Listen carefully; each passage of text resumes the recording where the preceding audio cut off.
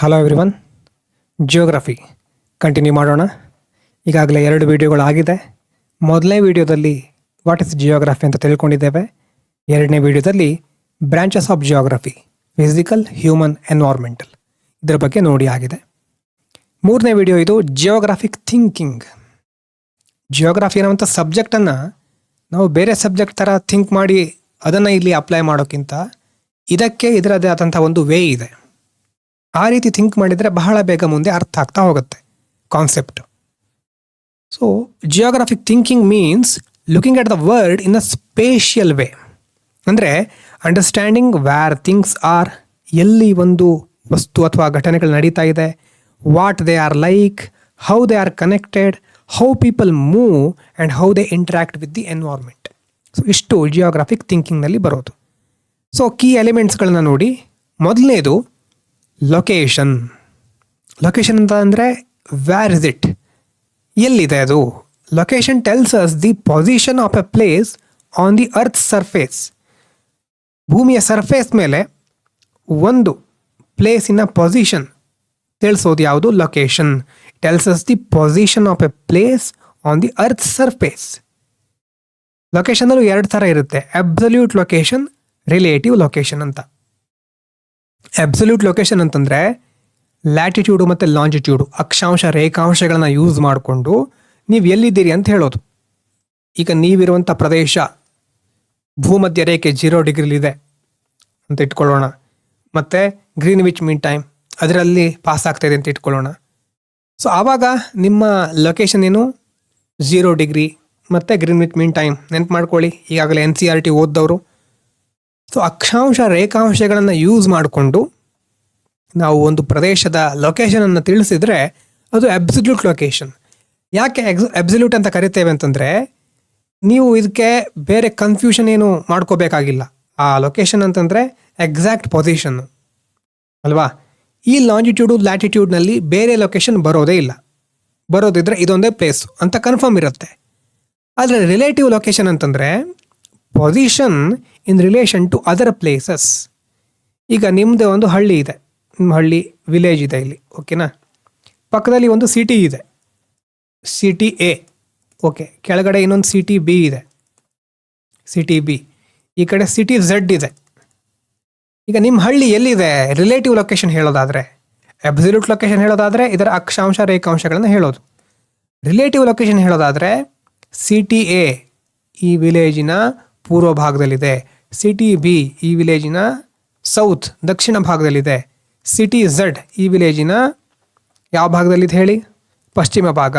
ಅಂದರೆ ಈ ವಿಲೇಜ್ ಅನ್ನೋದು ABZ ಇದರಿಂದ ಸುತ್ತುವರ್ಕೊಂಡಿದೆ. ಇದು relative location. Location with respect to other places. ಉದಾಹರಣೆಗೆ ನಿಮ್ಮ ಇನ್ನೊಂದು ಉದಾಹರಣೆ ಕೊಡ್ತೇನೆ ಬೇಕಿದ್ರೆ. ನೀವು ಕ್ಲಾಸಲ್ಲಿ ಕೂತ್ಕೊಂಡಿರ್ತೀರಿ. ಕ್ಲಾಸಲ್ಲಿ ಕೂತ್ಕೊಂಡಿರ್ಬೇಕಾದ್ರೆ ಆ ಕ್ಲಾಸ್ ರೂಮ್, ಮೊದಲೇ ಆ ಕ್ಲಾಸ್ ರೂಮಿಗೆ ಒಂದು ನಂಬರ್ ಇರುತ್ತೆ ಅಲ್ವಾ. ಕ್ಲಾಸ್ ರೂಮಿಗೆ ಒಂದು ನಂಬರ್ ಇರುತ್ತೆ, ಸೆಕ್ಷನ್ ವೈಸು ಬೇಕಾದರೆ ಡಿವೈಡ್ ಮಾಡಿರ್ಬೋದು ಕಾಲೇಜಲ್ಲಿ. ಆ ಕ್ಲಾಸ್ ರೂಮಿನ ನಂಬರ್ ಅದು ಅಬ್ಸಲ್ಯೂಟ್ ಲೊಕೇಶನ್ನು ಆ ಒಂದು ಕಾಲೇಜ್ನಲ್ಲಿ. ಆದರೆ ನೀವಿರುವಂಥ ಬೆಂಚ್, ನೀವು ಕೂತ್ಕೊಂಡಿರುವಂಥ ಬೆಂಚು 2ನೇ ಬೆಂಚಾ 3ನೇ ಬೆಂಚಾ ಅನ್ನೋದು ಆ ಒಂದು ಕ್ಲಾಸ್ ರೂಮಿಗೆ ಸಂಬಂಧಪಟ್ಟಿರೋದು ಅಲ್ವಾ. ಕ್ಲಾಸ್ ರೂಮ್ನಲ್ಲಿ ಎಷ್ಟನೇ ಬೆಂಚು ಅಥವಾ ಮಿಡ್ಲಿ ಬೆಂಚ್ ಅಂತಂದರೆ ಇದರ ಹಿಂದ್ಗಡೆ ಬೇರೆ ಬೆಂಚಸ್ಸು ಇದೆ, ಮುಂದ್ಗಡೆ ಸಹ ಬೇರೆ ಬೆಂಚಸ್ ಇದೆ. So with respect to other things. Relational ಅಂತಂದರೆ ಯಾವಾಗಲೂ ಹಾಗೆ ಇನ್ನೊಂದನ್ನು ಹೋಲಿಸಿ ನಾವು ತೀರ್ಮಾನ ಮಾಡ್ತೇವೆ. ಅಬ್ಸಲ್ಯೂಟ್ ಅಂತಂದರೆ ಬೇರೆದ ಹೋಲಿಕೆ ಬೇಕಾಗಿಲ್ಲ ಅಥವಾ ಬೇರೆ ವಿಷಯಗಳನ್ನು ಕನ್ಸಿಡರ್ ಮಾಡಬೇಕಾದ ಅವಶ್ಯಕತೆ ಇಲ್ಲ, ಅದು ಅಬ್ಸಲ್ಯೂಟ್. ರಿಲೇಟಿವ್ ಅಂತಂದರೆ in relation to other places here. So ಇಂಡಿಯಾದ್ದು ಅಬ್ಸಲ್ಯೂಟ್ ಲೊಕೇಶನ್ ಅಂತಂದರೆ ಅದರ ಲ್ಯಾಟಿಟ್ಯೂಡು ಲಾಂಜಿಟ್ಯೂಡು. ಈಗ ಡೆಲ್ಲಿದು ರಿಲೇಟಿವ್ ಲೊಕೇಶನ್ ಅಂತಂದರೆ Delhi is north of Agra. ಆಗ್ರಾದಿಂದ ನಾರ್ತಿಗಿದೆ ಡೆಲ್ಲಿ ಅನ್ನೋದು ರಿಲೇಟಿವ್ ಲೊಕೇಶನ್. ಸೊ ಲೊಕೇಶನ್ ಅಂತಂದರೆ ಏನು? Position of a place on the earth surface. Okay. Next, place ಅಂದರೆ ಏನು? ಪ್ಲೇಸ್ ಅಂತಂದರೆ what is it like. Place refers to the physical and human characteristics that make a location unique. ಒಂದು location unique ಆಗಿದೆ ಯಾಕೆ ಅಂತ ತಿಳಿಸೋದು place. Elements that give place its character. ಉದಾಹರಣೆಗೆ ಯಾವುದು land forms, climate, vegetation, soil, water ಇದೆಲ್ಲ physical elements. ನಿಮ್ಮ ಪ್ರದೇಶದ ಎನ್ವಾರ್ಮೆಂಟ್, ಈಗ ಮಳೆ ಬರ್ತಾ ಇರಬಹುದು ಅಥವಾ ಬಿಸಿಲು ಇರಬಹುದು, ಅದು ಆ ಒಂದು ಪ್ರದೇಶದ ಸ್ಪೆಸಿಫಿಕ್ ಕ್ಲೈಮೇಟ್, ಅಲ್ಲಿನ ಲ್ಯಾಂಡ್ ಫಾರ್ಮ್, ಅಲ್ಲಿನ ವೆಜಿಟೇಷನ್, ಸಸ್ಯವರ್ಗ, ಸಾಯಿಲ್, ವಾಟರ್, ಇದೆಲ್ಲ ಫಿಸಿಕಲ್ ಎಲಿಮೆಂಟ್ಸ್. ಇನ್ನು ಹ್ಯೂಮನ್ ಎಲಿಮೆಂಟ್ಸ್ ಅಂತಂದರೆ ನೀವಿರುವ ಪ್ರದೇಶದ population, culture, language, buildings, economy, tradition, ಇದೆಲ್ಲ ಹ್ಯೂಮನ್ ಎಲಿಮೆಂಟ್ಸ್. ಲಡಾಖ್ ಕೇಳಿರ್ಬೋದು ನೀವು, ಅಲ್ಲಿ ಕೋಲ್ಡ್ ಡೆಸರ್ಟ್, ಅದು ಪಾಪ್ಯುಲೇಷನ್ ತುಂಬ ಸ್ಪ್ಯಾರ್ಸ್ ಆಗಿರುತ್ತೆ. ಮತ್ತು ಟಿಬೇಟಿಯನ್ ಕಲ್ಚರ್ ಇರಬಹುದು, ಮೊನಾಸ್ಟ್ರೀಸು, ಟೂರಿಸಮು, ಇದೆಲ್ಲ ಲಡಾಖಿನ ಒಂದು ಫೀಚರ್ಸ್. ಅದೇ ಕೇರಳಕ್ಕೆ ಬಂದರೆ ಕಂಪ್ಲೀಟ್ ಡಿಫ್ರೆಂಟ್. ಟ್ರಾಪಿಕಲ್ ಕ್ಲೈಮೇಟ್ ಇದೆ, ಲಶ್ ಗ್ರೀನ್ ಡೆನ್ಸ್ ಪಾಪ್ಯುಲೇಷನ್ ಇರುತ್ತೆ, ಕೊಕೊನಟ್ ಕಲ್ಟಿವೇಷನ್, ಬ್ಯಾಕ್ ವಾಟರ್ಸ್, ಇದೆಲ್ಲ ಕೇರಳದಲ್ಲಿ ನಾವು ನೋಡ್ತೇವೆ. ಸೊ ಬೇರೆ ಬೇರೆ ಫೀಚರ್ಗಳಿಂದ ಒಂದು ಪ್ರದೇಶ ವಿಭಿನ್ನವಾಗಿರುತ್ತೆ, ವಿಶಿಷ್ಟವಾಗಿರುತ್ತೆ. So place refers to the physical and human characteristics that make up location unique. Next region ಅಂತಂದರೆ what connects it. Region is an area that has common features and is different from its surroundings. ಅದರ ಸರೌಂಡಿಂಗಿಂತ different ಆಗಿರುತ್ತೆ, ಅದರ ಕೆಲವು common ಫೀಚರ್ಗಳನ್ನು ಹೊಂದಿರುತ್ತೆ. Formal ಮತ್ತು functional ಅಂತ ಇರುತ್ತೆ, ಎರಡು ಟೈಪು. ಯಾವ ಟೈಪನ್ನು ಬೈ ಹರ್ಟ್ ಮಾಡಬೇಡಿ, ಜಸ್ಟ್ ಬೇಸಿಕ್ ಇನ್ಫಾರ್ಮೇಷನ್ ಅಷ್ಟೇ. ಮುಂದೆ ಯಾವುದೋ ಒಂದು ಕಡೆ ಸಡನ್ನಾಗಿ ಇಂಥ ವರ್ಡ್ಗಳು ಬಂದರೆ ಇಲ್ಲಿದೆ ಅದರ ಸೋರ್ಸು ಅಂತ ಗೊತ್ತಿರಲಿ, ಬಂದು ನೋಡ್ಬೋದು ಆವಾಗ ಬೇಕಾದರೂ. ಫಾರ್ಮಲ್ ಯೂನಿಫಾರ್ಮ್ ರೀಜನ್ ಅಂತಂದರೆ ಸೇಮ್ ಕ್ಯಾರೆಕ್ಟರಿಸ್ಟಿಕ್ಸ್ ಥ್ರೂ ಔಟ್. ಈಗ ಥಾರ್ ಡೆಸರ್ಟ್ ಅಂತಿದೆ, ಸಾಮಾನ್ಯವಾಗಿ ವರ್ಷದ ಎಲ್ಲ ಕಾಲದಲ್ಲೂ ಅಲ್ಲಿ ಹೇಗಿರುತ್ತೆ, ಲೋ ರೇನ್ಫಾಲು, ಏರಿಡ್ ಕ್ಲೈಮೇಟ್ ಇರುತ್ತೆ, ಅದು ಫಾರ್ಮಲ್ ರೀಜನ್. ಇನ್ನು ಫಂಕ್ಷನಲ್ ಮತ್ತು ನೋಡಲ್ ರೀಜನ್ ಅಂದರೆ ಏನು, connected by a central point, ಅಂದರೆ ಒಂದು ಸೆಂಟ್ರಲ್ ಪಾಯಿಂಟ್, ಅದರ ಮೂಲಕ ಕನೆಕ್ಟೆಡ್ ಆಗಿರೋದು. ಉದಾಹರಣೆಗೆ ಡೆಲ್ಲಿ NCR ಅಂತ ಕರೀತಾರೆ, ಬೇರೆ ಬೇರೆ ರೋಡ್ಸ್ಗಳೆಲ್ಲ ಕನೆಕ್ಟ್ ಆಗಿ ಅಲ್ಲಿ ಒಂದು ರೀಜನನ್ನು ಕ್ರಿಯೇಟ್ ಮಾಡಿದೆ.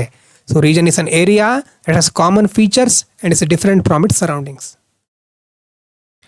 ಮೂವ್ಮೆಂಟ್ ನೆಕ್ಸ್ಟ್ ಪಾರ್ಟ್, ಅಂದರೆ ಹೌ ಡು ಥಿಂಗ್ಸ್ ಮೂವ್, ಹೇಗೆ ವಿಷಯಗಳು, ವಸ್ತುಗಳು, ಮನುಷ್ಯರು ಮೂವ್ ಆಗ್ತಾ ಇರ್ತಾರೆ. Movement refers to the mobility ಅಂದರೆ ಈಗ ಮೊಬೈಲ್ ಅಂತ ನಾನು ಮೊದಲು ಹೇಳಿದ್ದೆ, ಸಂಚರಿಸೋದು. Mobility of people, goods, ideas and information from one place to another. ಒಂದು ಪ್ರದೇಶದಿಂದ ಇನ್ನೊಂದು ಪ್ರದೇಶಕ್ಕೆ ವಸ್ತು, ವಿಷಯ, goods and service, information, idea ಎಲ್ಲ ಮೂವ್ ಆಗ್ತಾ ಇರುತ್ತೆ. ಆ ಮೂವ್ಮೆಂಟ್ ಬಹಳ ಇಂಪಾರ್ಟೆಂಟ್. ಯಾವ್ಯಾವ ಟೈಪ್ ಇರುತ್ತೆ, ಪೀಪಲ್ ಮೂವ್ ಆಗೋದಕ್ಕೆ ಮೈಗ್ರೇಷನ್ ಅಂತ ಕರಿತೇವೆ, ಅಥವಾ ಕಮ್ಯೂಟಿಂಗ್ ಅಥವಾ ಟೂರಿಸಮ್. ಈ ಮೂರು ಕಾರಣಗಳಿಂದ ಪೀಪಲ್ ಒಂದು ಪ್ರದೇಶದಿಂದ ಇನ್ನೊಂದು ಪ್ರದೇಶಕ್ಕೆ ಮೂವ್ ಆಗ್ತಾರೆ. ಇನ್ನು ಗೂಡ್ಸ್ ಯಾವ ಥರ ಮೂವ್ ಆಗುತ್ತೆ, ಟ್ರೇಡು, ಟ್ರಾನ್ಸ್ಪೋರ್ಟು, ಸಪ್ಲೈ ಚೈನ್ಸ್. ಇನ್ನು ಐಡಿಯಾಸ್ ಮತ್ತು ಇನ್ಫಾರ್ಮೇಷನ್ ಅಲ್ವಾ, ಕಲ್ಚರ್, ಟೆಕ್ನಾಲಜಿ, ಕಮ್ಯುನಿಕೇಷನ್, ಇದೆಲ್ಲ ಈ ರೀತಿ ಮೂವ್ ಆಗ್ತಾ ಇರುತ್ತೆ. Migration from rural to urban area, export of tea from India, spread of mobile technology, ಇದೆಲ್ಲ ಎಕ್ಸಾಂಪಲ್ಲು. ಯಾಕಿದು ಇಂಪಾರ್ಟೆಂಟ್ ಅಂದರೆ ಈ ಮೂಮೆಂಟಿಂದಾನೇ ಒಂದು ಪ್ರದೇಶ ಇನ್ನೊಂದು ಪ್ರದೇಶದ ಜೊತೆ ಸಂಪರ್ಕವನ್ನು ಬೆಳೆಸ್ಕೊಳ್ಳುತ್ತೆ. Movement connect places, promotes development ಆಗೋದು ಹೀಗೆ, cultural exchange and economic growth. ನಾವು IRಲ್ಲೂ ಇದನ್ನು ಡಿಸ್ಕಸ್ ಮಾಡ್ತಾ ಇದ್ದೇವೆ, ಹೇಗೆ ಒಂದು ಪ್ರದೇಶ ಇನ್ನೊಂದು ಪ್ರದೇಶದ ಜೊತೆ ಲಿಂಕನ್ನು ಬೆಳೆಸ್ಕೊಳ್ತಾ ಹೋಗುತ್ತೆ, ಯಾಕದು ಇಂಪಾರ್ಟೆಂಟು ಅನ್ನೋದು. ಸೊ ಇಂಟರ್ಕನೆಕ್ಟೆಡ್ ಆಗ್ತಾ ಹೋಗುತ್ತೆ. ಇನ್ನು human environment interaction, how do people and environment influence each other. ಹೇಗೆ ಒಂದು ವಿಭಾಗ, ಒಂದು ಪಾಪ್ಯುಲೇಷನ್ ಸುತ್ತಮುತ್ತಲಿನ ವಾತಾವರಣವನ್ನು ಇನ್ಫ್ಲುಯೆನ್ಸ್ ಮಾಡುತ್ತೆ ಅಲ್ವಾ. ಈಗಾಗಲೇ ನಮಗೆ ಇದರ ಬಗ್ಗೆ ಗೊತ್ತಿದೆ. People depend on the environment for resources. ನಾವು ಪರಿಸರದ ಮೇಲೆ ಯಾಕೆ ಅವಲಂಬಿತರಾಗಿದ್ದೇವೆ ಅಂತಂದರೆ, ನಮಗೆ ಪರಿಸರದಿಂದ ಎಷ್ಟೋ ರಿಸೋರ್ಸ್ಗಳು ಬೇಕು, ಸಂಪನ್ಮೂಲಗಳು ಬೇಕು. ನಾವೇನು ಮಾಡ್ತೇವೆ, ಆಮೇಲೆ ಅದನ್ನು ಮಾಡಿಫೈ ಮಾಡ್ತೇವೆ ಮತ್ತು ಅದಕ್ಕೆ ಅಡ್ಯಾಪ್ಟ್ ಆಗ್ತಾ ಹೋಗ್ತೇವೆ.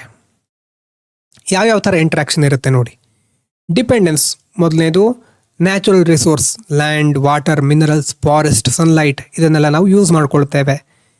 ಆಮೇಲೆ ನಾವು ಆ ಎನ್ವೈರ್ಮೆಂಟನ್ನು ನಮ್ಮ ನೀಡ್ಸ್ ಹೇಗಿರುತ್ತೋ ಅದರ ಆಧಾರದ ಮೇಲೆ ಮಾಡಿಫೈ ಮಾಡ್ತೇವೆ ಮತ್ತು ನಾವು ಸಹ ಅದಕ್ಕೆ adapt ಆಗ್ತೇವೆ.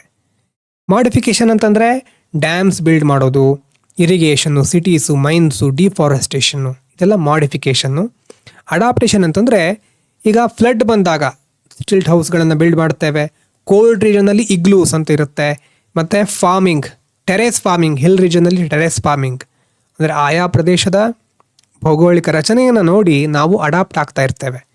So sustainable interaction ensures balance between development and conservation for a better future.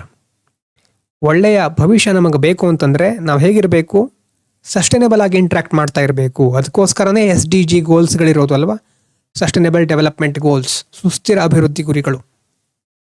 ಕೆಲವೊಂದು ಕಾನ್ಸೆಪ್ಟ್ ನಿಮಗೆ ಇದು ಹೊಸದು ಅಂತ ಅನ್ನಿಸ್ತಾ ಇದೆ ಅಂತಂದರೆ ಇದರ ಅರ್ಥ ನೀವು NCERT ಇನ್ನೂ ಓದಿಲ್ಲ ಅಂತ. ದಯವಿಟ್ಟು NCERT ಓದಲೇಬೇಕು. ಕ್ಲಾಸ್ 6 to ಕ್ಲಾಸ್ 10 ಆದರೂ ಓದಲೇಬೇಕು ದಯವಿಟ್ಟು. ಯಾರು ಇನ್ನೂ ಫಸ್ಟ್ ಟೈಮ್ ಇದನ್ನು ನೋಡ್ತಾ ಇದ್ದೀರಿ, ಇಲ್ಲಿ ನಾನು ಹೇಳಬಹುದು ಎಲ್ಲ ವಿಷಯವನ್ನು, ಆದರೆ NCERT ನಿಮಗೆ ಕಾನ್ಸೆಪ್ಚುವಲ್ ಕ್ಲಾರಿಟಿ ಕೊಡುತ್ತೆ ಮತ್ತು ನಿಮ್ಮ ಇಂಗ್ಲೀಷ್ ಇಂಪ್ರೂವ್ ಮಾಡ್ಕೊಳ್ಳಿಕ್ಕೆ ಹೆಲ್ಪ್ ಆಗುತ್ತೆ. ಸಾಧ್ಯ ಆದಾಗ ಅದನ್ನು ಓದಿ ಆಮೇಲೆ ವಿಡಿಯೋ ನೋಡಬಹುದು. ಕೆಲವೊಂದು ಇಂಪಾರ್ಟೆಂಟ್ ಟಾಪಿಕ್ಗಳು ಬರ್ತಾ ಹೋಗುತ್ತೆ ಮುಂದೆ, ಆದರೆ ನನ್ನ ಒಂದು ಸಲಹೆ ಅಷ್ಟೇ. ಸೊ ಜಿಯೋಗ್ರಾಫಿಕ್ ಥಿಂಕಿಂಗ್ ಏನೇನು ಬಂತು ಈಗ? Location, place, region, movement, human environment interaction. ಇದೆಲ್ಲ ಯಾಕೆ ಇಂಪಾರ್ಟೆಂಟು? ಯಾಕಂದರೆ ನಾವು ನಮ್ಮ ಜಗತ್ತನ್ನು ಇನ್ನಷ್ಟು ಚೆನ್ನಾಗಿ, ಇನ್ನಷ್ಟು ಆಳವಾಗಿ ಅರ್ಥ ಮಾಡ್ಕೊಳ್ಳಿಕ್ಕೆ ಹೆಲ್ಪ್ ಮಾಡುತ್ತೆ ಸಿಸ್ಟಮ್ಯಾಟಿಕ್ ವೇಯಲ್ಲಿ. ಮತ್ತು ಯಾವಾಗ ನಾವು ಅರ್ಥ ಮಾಡ್ಕೊಳ್ತೀವೋ ಚೆನ್ನಾಗಿ, ಆವಾಗ ಉತ್ತಮ ನಿರ್ಧಾರಗಳನ್ನು ತೆಗೆದುಕೊಳ್ಳಬಹುದು. ಯಾವುದಕ್ಕೋಸ್ಕರ? ಪ್ಲ್ಯಾನಿಂಗ್, ರಿಸೋರ್ಸ್ ಮ್ಯಾನೇಜ್ಮೆಂಟ್ ಮತ್ತು ಡಿಸಾಸ್ಟರ್ ಮ್ಯಾನೇಜ್ಮೆಂಟ್. ಇದಕ್ಕೆ ಸಂಬಂಧಪಟ್ಟ ನಿರ್ಧಾರಗಳನ್ನು ಕೈಗೊಳ್ಳಬೇಕಾದ್ರೆ ಈ ಒಂದು ತಿಳುವಳಿಕೆ, ಜ್ಞಾನ ಹೆಲ್ಪ್ ಮಾಡುತ್ತೆ. ಮತ್ತು ರಿಯಲ್ ಲೈಫ್ ಪ್ರಾಬ್ಲಮ್ಗಳನ್ನು, ಸಮಾಜಕ್ಕೆ ಸಂಬಂಧಿಸಿರಬಹುದು, ಪರಿಸರಕ್ಕೆ ಸಂಬಂಧಿಸಿರುವಂಥ ಪ್ರಾಬ್ಲಮ್ಗಳನ್ನು ಸಾಲ್ವ್ ಮಾಡಬೇಕಾದ್ರೆ ಈ ಒಂದು ಥಿಂಕಿಂಗ್ ಬಹಳ ಇಂಪಾರ್ಟೆಂಟ್. ಮುಂದೆ ನಿಮಗೆ ಬೇರೆ ಸಬ್ಜೆಕ್ಟಿಗೂ ಇದು ಒಂದು ಫೌಂಡೇಶನ್ ಥರ ವರ್ಕ್ ಆಗುತ್ತೆ. ಲೊಕೇಶನ್ ಏನು ಹೇಳುತ್ತೆ? Tells us where it is. Place tells us what it is like. Region tells us what connects it. Movement tells us how things move. So ಆಮೇಲೆ ಇಂಟರಾಕ್ಷನ್ ಅಲ್ವಾ, tells us how people live with and change nature. Real life applications ಗೊತ್ತಾಗಿದೆ.